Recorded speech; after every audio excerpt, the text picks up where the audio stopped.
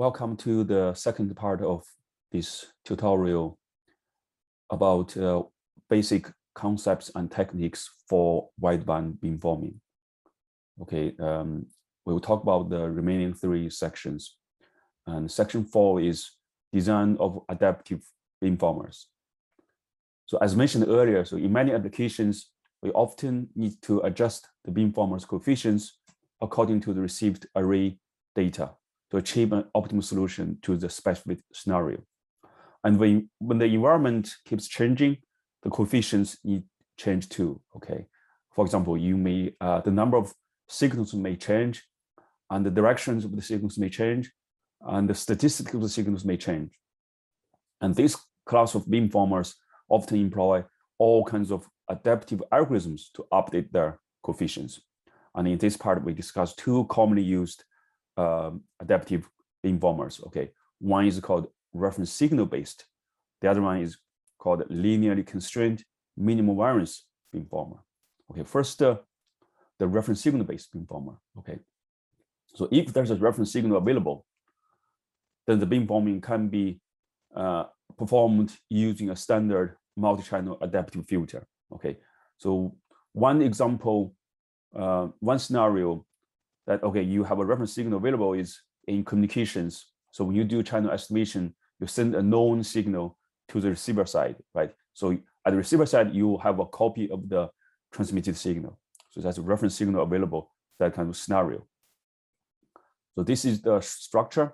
So you have the sensor 0, sensor 1, sensor 2, until this sensor big M minus 1, right? So this is the received signal. And then each received signal will be processed by a type line or FR filter, okay? And you have a reference signal available, Rn. And then for the beamformer part, you add the output of these type lines or FR filters and get the output Yn. Yn is the beamformer output. And to do beamforming, you compare this reference signal and the beamformer output. You find the difference, which is denoted by the En is error signal, right? Ideally, if you have done beamforming successfully, okay, this Yn will be very close to Rn. This error signal will be very small. Okay, so that's the idea. So to minimize this error signal, that's the aim is to minimize this by adjusting the coefficients of these FR filters of this beamformer. So in this structure, we have M received sensor signals, and they fed into this MCAF, and the coefficients adjusted by minimizing a cost function based on the error signal En. Okay, between this Rn and this Yn. Okay, then En equal to this, and Yn is beamformer output is given by WHXN. And this is a standard adaptive filtering problem, and many existing adaptive filtering algorithms can be applied here. So such as the least mean square, the normalized least mean square, and the recursive least squares algorithms. Okay, these are typical adaptive filtering algorithms. There are many variations of these. Okay, so you can apply all of them in this context to solve the adaptive beamforming problem. So here is a simple simulation. We provide a simulation result using this NLMS algorithm, so normalized LMS algorithm. Okay, in this algorithm, in this simulation, we have M equal to 10 sensors, and type data line length is 96. The aim is to receive a signal of interest from the broadside and adaptively suppress two interference signals with a normalized frequency bandwidth, okay, given by this 0.25 pi to pi. They arrive from angles of 20 degrees and minus 30 degrees respectively. Okay, the signal of the interference ratio is 0 dB. So basically, the interference signals and the signal of interest, they have the same power. And they also, okay, we have noise, and the signal noise ratio is 20 dB. And this normalized LMS algorithm, there's a parameter is called step size. Okay, we use this. Here is 0.08 for that step size, and then you run the simulations, about 500 independent runs, and then you get the average, get the error. Okay, you will see the error is getting smaller and smaller. Okay, this is the iteration index, so 15,000 here. So when you do this update using this NLMS algorithm, so each new sample comes in, then you have an update to the weight vector. Okay, so this is a overall result. So getting better and better. If you increase the iteration number, then it will get even smaller.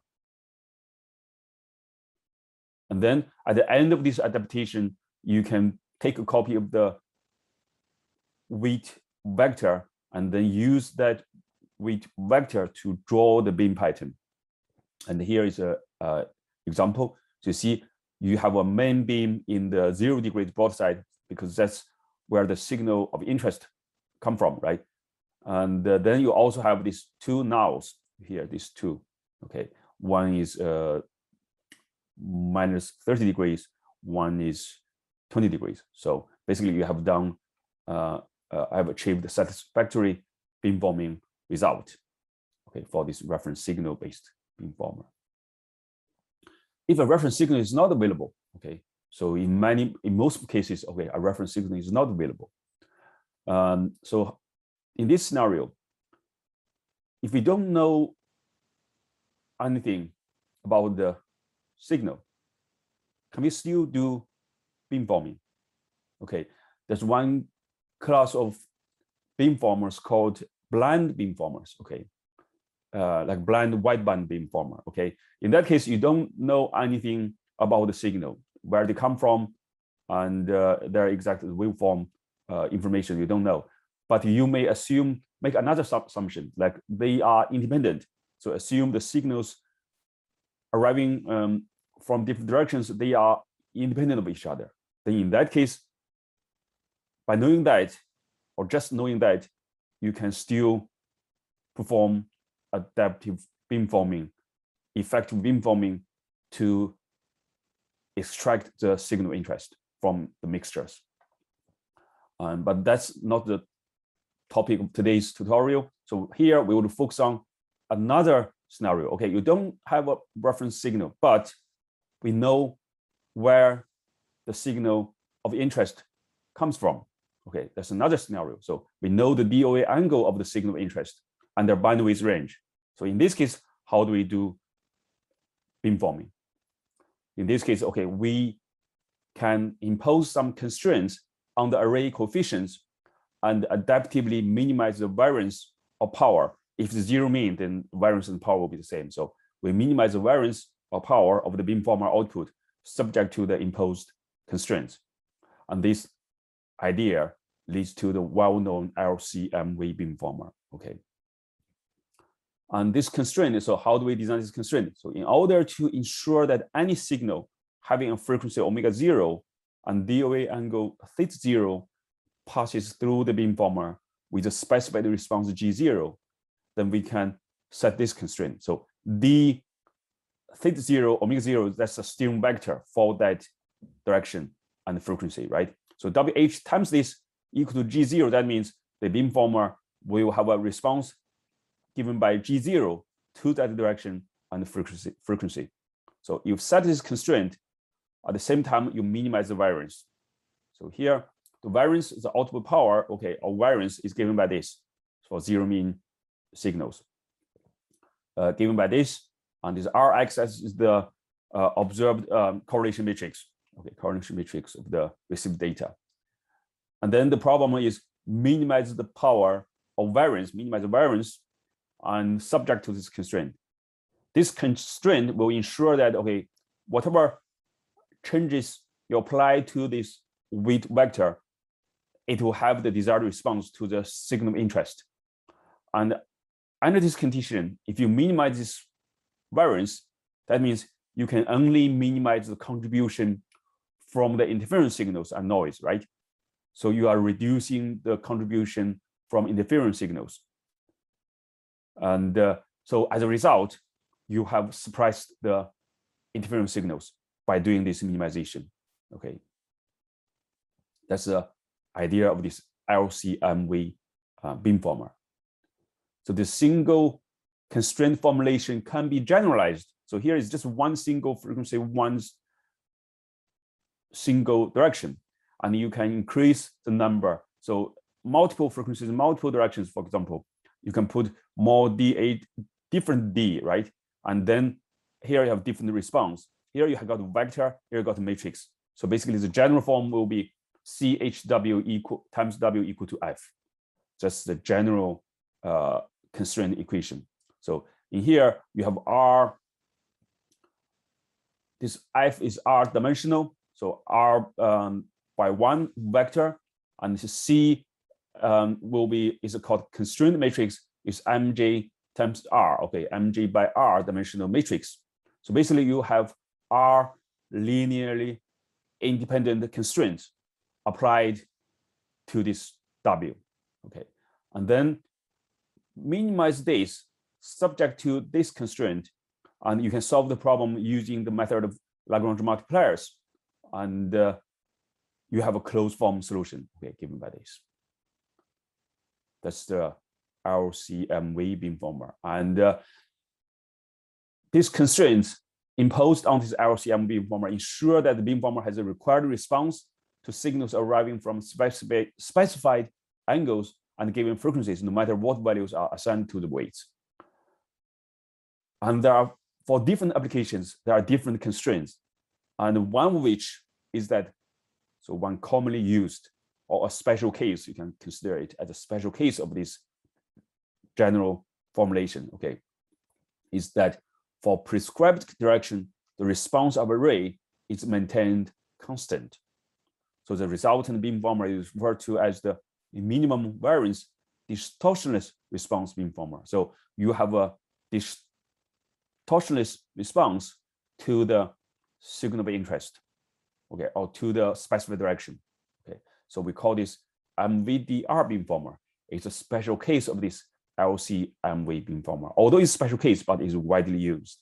Okay, and in this case, we have a simple, for this MVDR beamformer, we have a very simple formulation for this, for the constraint. Okay, so formulation of such constraints is based on a simple relation between the response in the look direction, so the direction of the interest of the array, and the weight. Okay, so how do we formulate that constraint? Okay, now when the signal of interest arrives from the broadside, so we consider this case, we are interested in the broadside direction. But how about the case, the signal coming from the off-broad direction, so not broadside? In that case, we can add proper delays. We add proper delays to the received signals, and so that after these delays, then the new copies of the signals can be treated like the signal interest comes from the broadside. Okay, so normally we just assume in here, without loss of generality, we assume they come from the broadside. So in this case, identical signal components appear at the sensors simultaneously for the signal interest. Okay, and they pass in parallel through the tap delay lines following the sensors.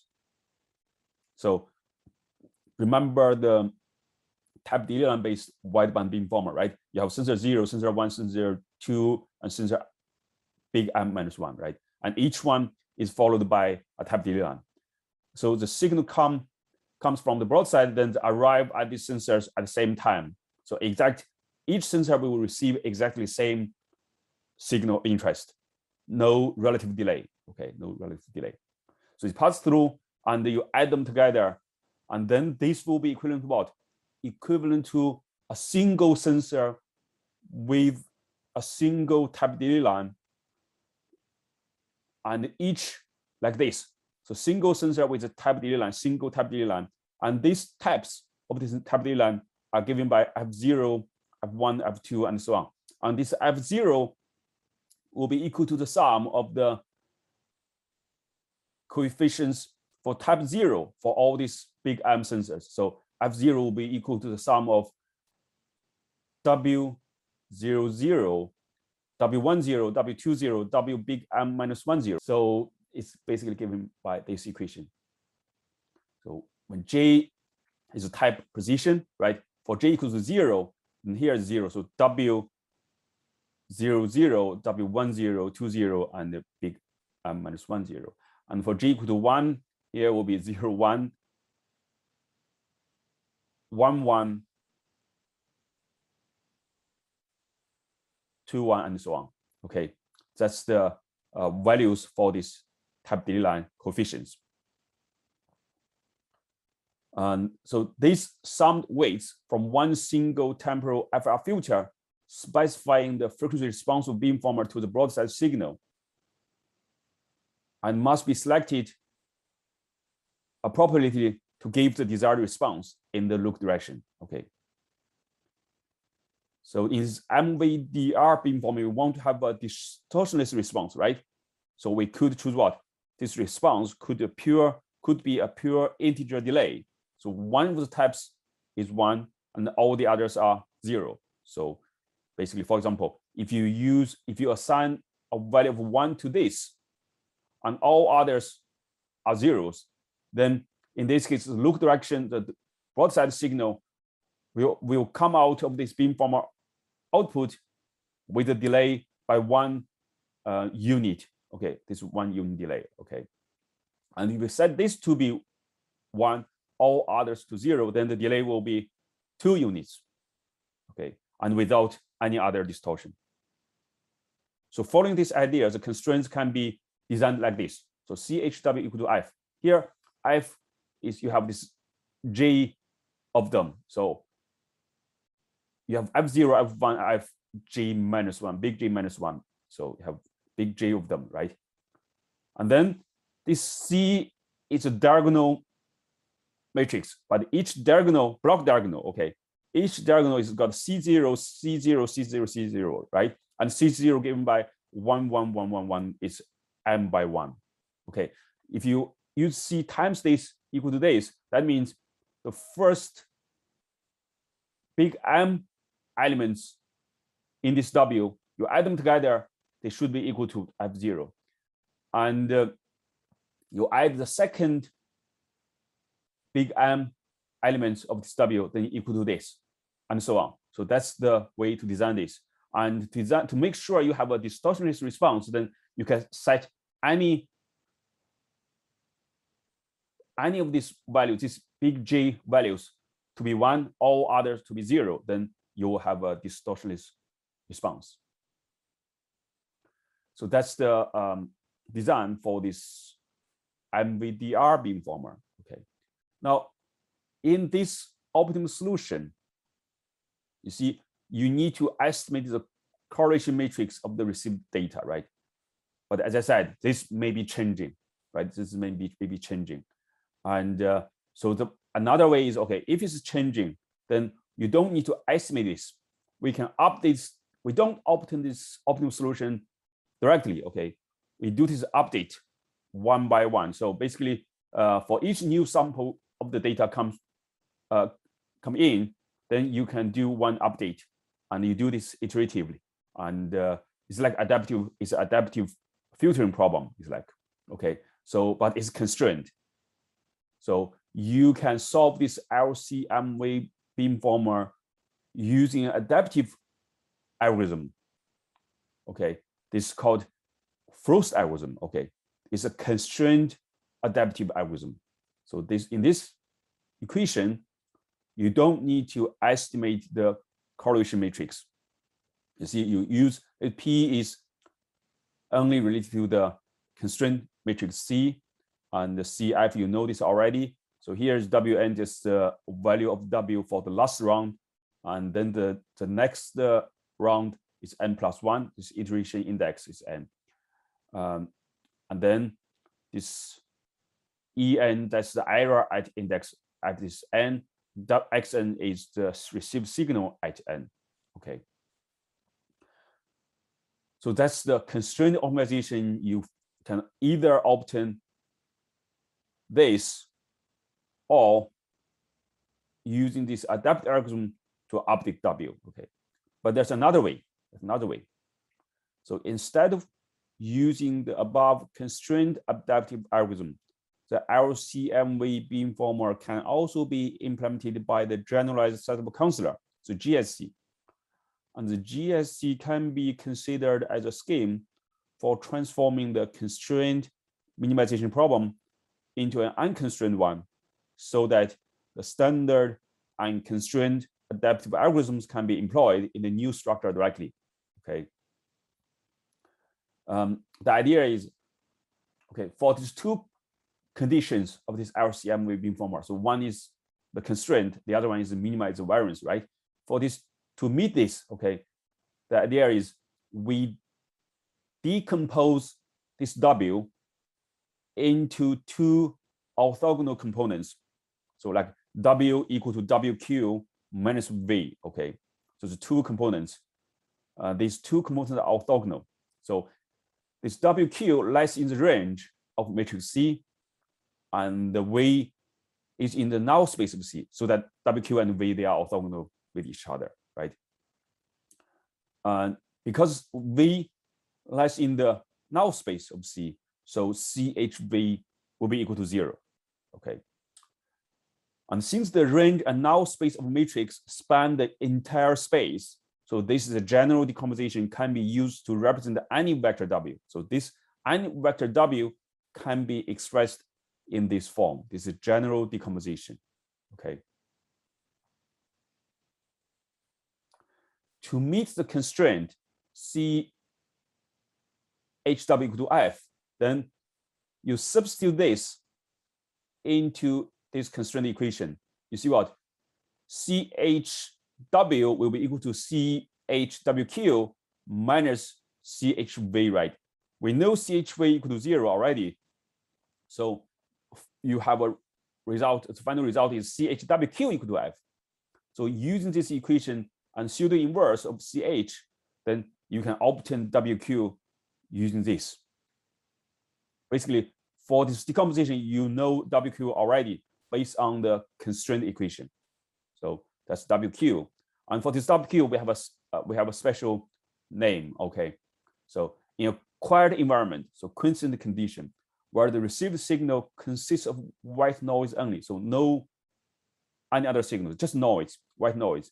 Then in this case, if you do LCMV beamforming, and the optimal solution actually will be given by WQ. So WQ will be the optimal solution to this LCMV problem when only noise, white noise, is present.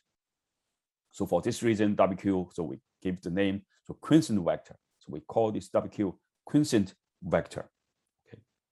And since the vector V, the other one, so less in the null space, so it can be constructed by a linear combination of the basis vectors of that null space, right? So you can form this V by a linear combination of the basis vectors of that null space of this C, okay?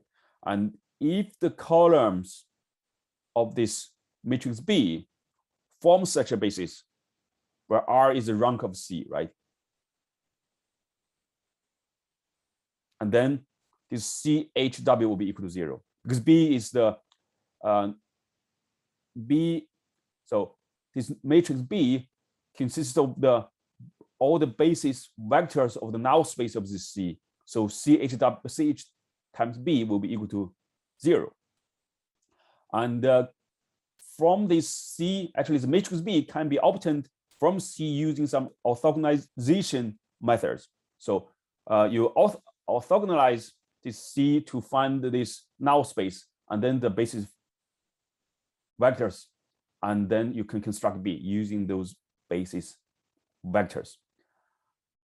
And then this V, you got B, based on C, you got B, then the V will be given by a linear combination of this B column vectors. So V will be equal to B times WA. Is any values assigned to this WA, you perform this operation, the value of V obtained in this way will always lie in the null space of C, so that it will satisfy this. So now, given the choice for WQ and B, the whole factorization W equal to WQ minus BWA, it will satisfy the constraint automatically, right? For any choice of WA. So any choice of WA, this V will be in the null space. Then CHV will be equal to 0. Then CHW will be equal to that F. Okay, so it will satisfy this constraint automatically. And then in this case, the LCMV problem. So the only unknowns left now is WA, right? There's no constraint anymore. There's no constraint anymore. So WA, you only need to do what? To meet the minimum variance condition.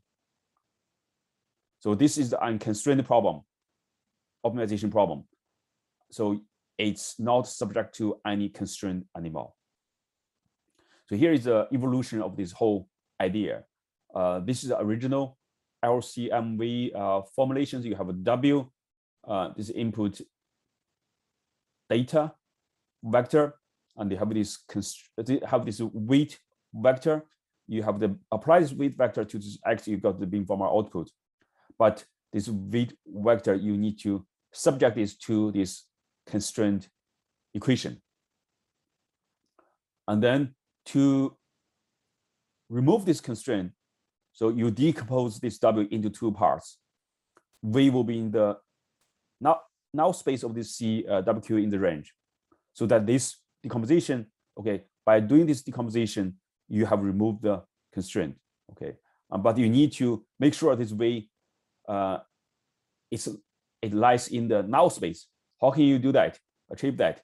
Then, okay, you apply this B, okay, you based on C, you obtain the null space, the basis vectors of its null space, and using those basis vectors to construct B. And then here, WA is a unconstrained problem. So this WA can perform this, okay, it's a linear combination of these basis vectors. You can obtain B. But this WA, although there's no constraint, but it should meet the requirement of what? Minimizing the variance, right?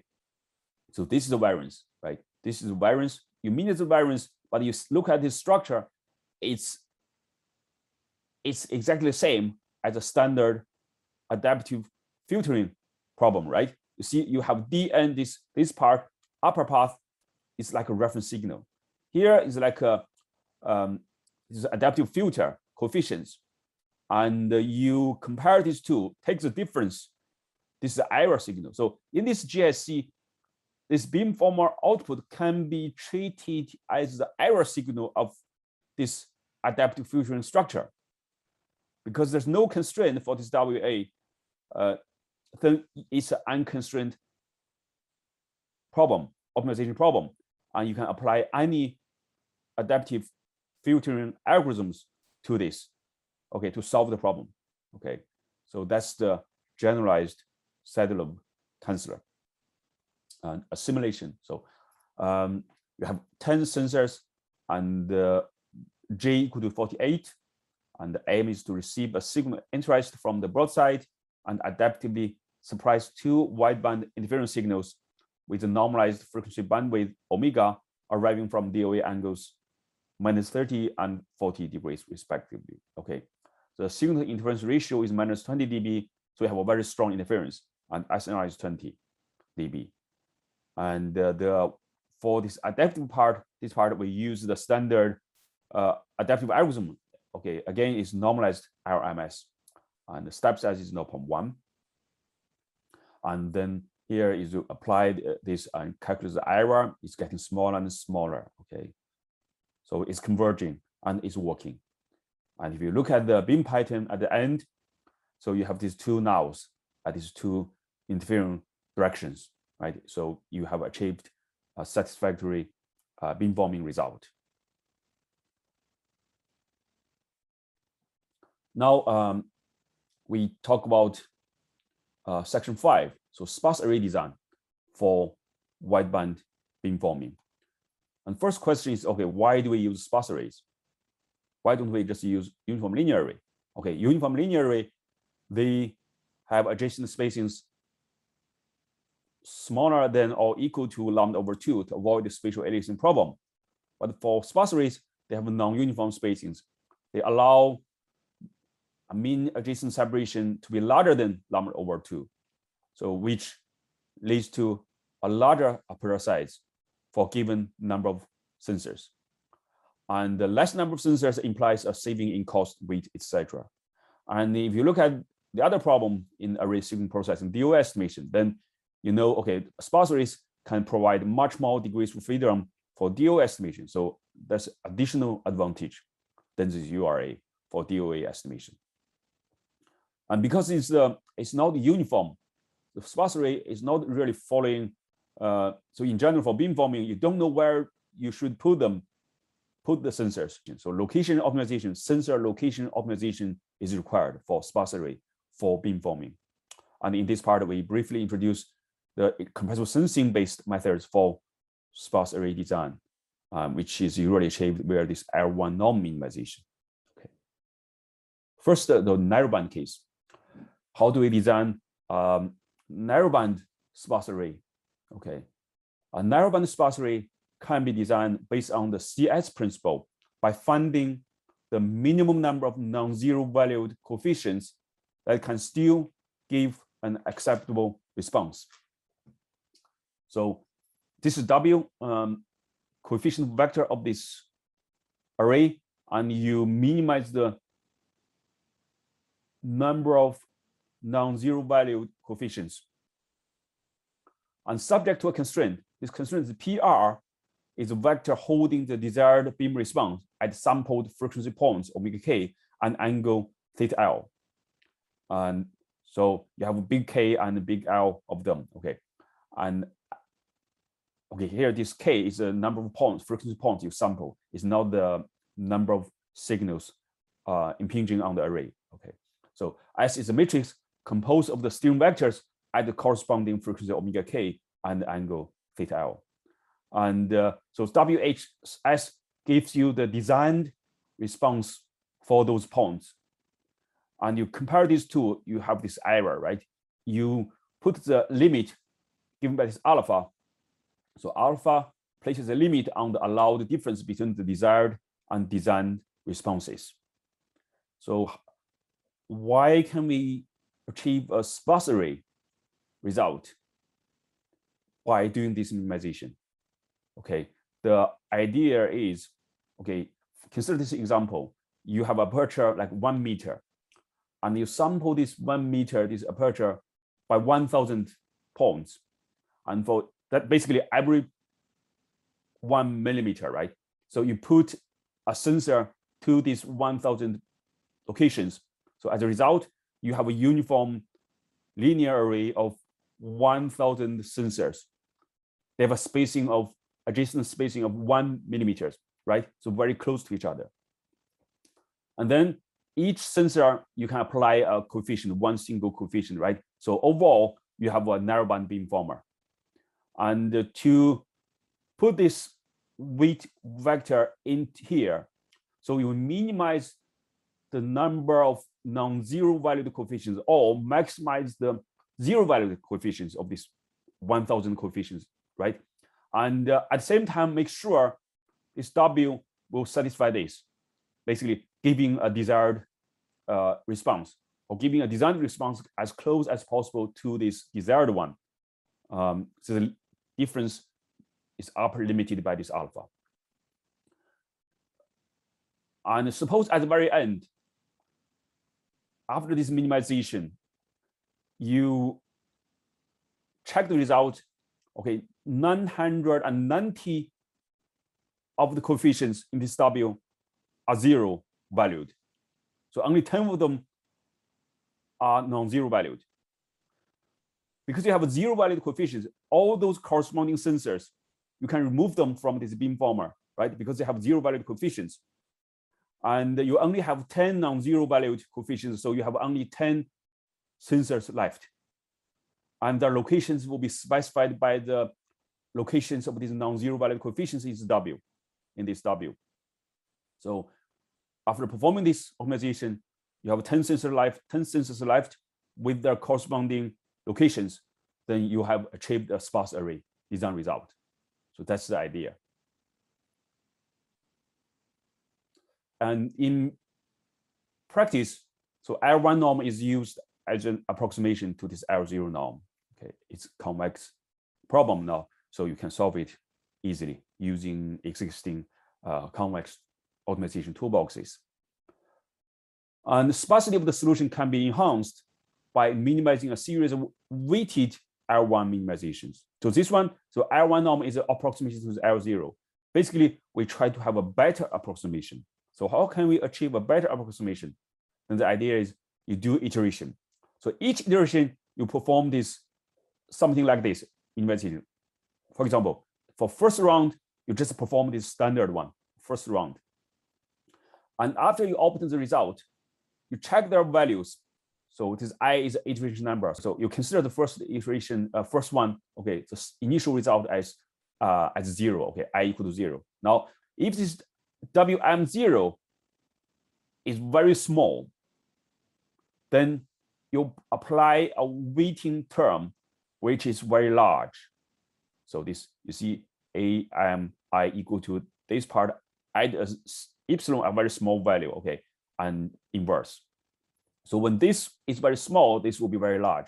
So this small value of WM very close to 0, but not 0. So if you get that kind of result, you cannot remove the sensor because it's not 0, okay? But you apply a large weighting term, basically you modify the L1 norm. You add this weighting term and perform this minimization again. And the new round, because you have a very large weighting term for the small values of this W, this coefficient vector, then those smaller values will be penalized more than those larger values. So as a result, they will be even closer to 0 at the next iteration. And you run this iteration optimization iteratively again and again. So at the end, those smaller values will be much, much closer to 0 so that you can remove them.